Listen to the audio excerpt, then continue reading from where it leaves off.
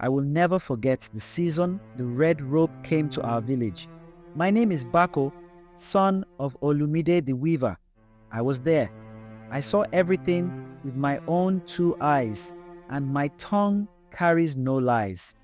It happened in our village of Ayetoro, a small cluster of mud huts between two rivers and a forest so thick even the sun thought twice before entering.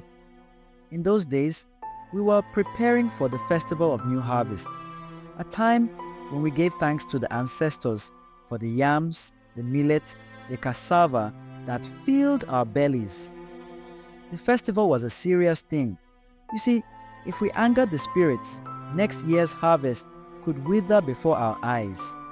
Every family prepared an offering, the best of their crops, the fattest goats, even bowls of cloth or beads.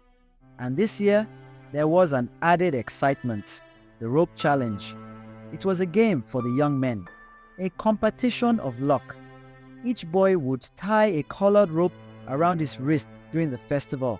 Whoever's rope stayed the brightest, strongest and cleanest after 7 days would be crowned Son of Fortune.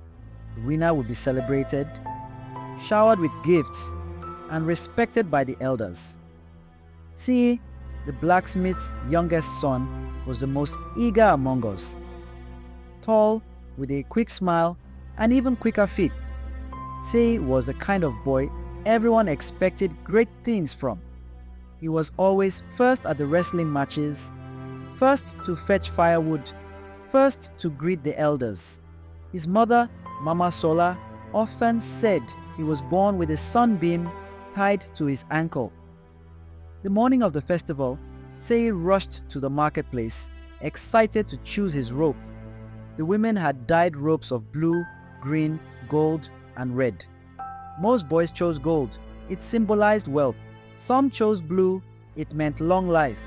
For Sei, he picked a bright red rope, the color of fire and courage. We teased him. Red, said Alabai, the potter's son. Red is the color of blood, not luck. Sei only laughed. It is the color of warriors, he said proudly, tying the red rope tight around his wrist. He had no way of knowing that not all ropes are woven by human hands. The first day passed in song and dance. Sei was everywhere, helping elders carry pots, joining the drummers, laughing under the palm trees.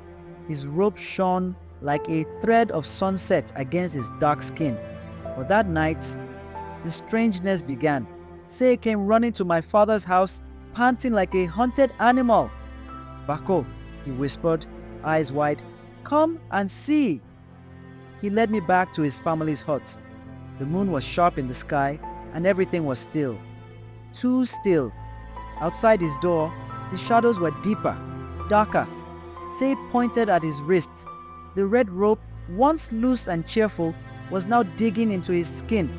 It was tighter, much tighter, like a snake coiling with intent. I touched it. It was warm, not like cloth warmed by the sun, but alive, as if it had its own heartbeat. You must take it off, I said. I tried, he said, voice trembling. It won't come loose. We struggled with it for hours, pulling, cutting with a small knife, but the rope seemed to grow stronger, resisting every effort. At midnight, just as the rooster crowed early, about omen, we heard it, a shuffling sound, whispers like dry leaves. From the corner of the compound, 3 figures appeared, tall, thin, draped in tattered cloths that fluttered even though there was no wind. Their faces, I swear to you, my brother, their faces were hidden, but their heads tilted at an unnatural angle, like a broken puppet. Sei screamed. The figures only watched.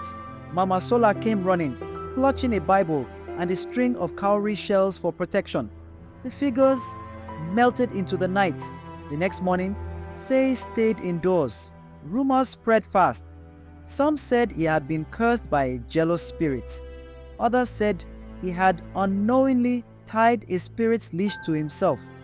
Old Mama Ife, the oldest woman in Ayetoro, shook her head when she heard. Red is not just for warriors, she said. In the old days, red was tied to the wrists of the dead to guide them to the other side.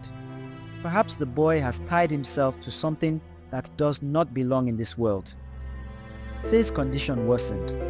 Each night, more figures appeared outside his hut. Each morning, the rope grew tighter, cutting deeper into his flesh until his hand turned blue from lack of blood.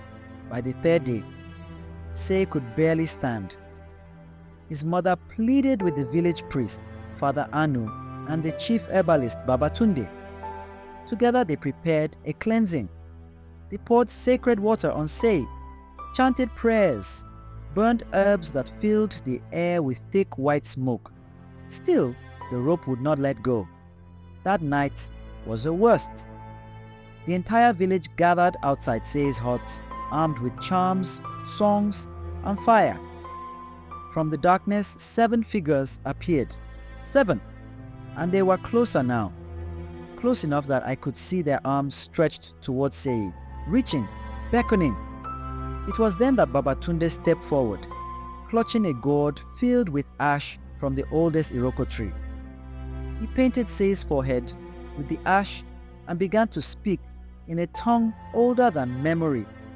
The figures howled, a sound like the tearing of cloth and the crying of newborns. The rope began to smoke. Say screamed in agony as the rope burned into his skin. But suddenly, snap!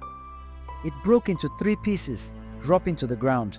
The figures wailed once more and dissolved like mist. Say collapsed, his wrist bleeding freely but alive. After that night, Say changed. He grew quieter, more respectful.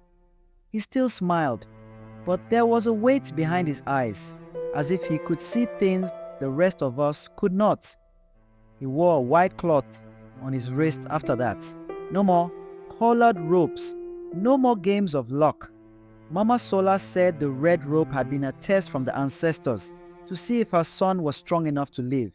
Some believed he had been claimed by the spirits but won his way back. As for me, Bako, the weaver's son, I learned something important. Not all gifts are meant to be worn, and not every rope is tied by human hands.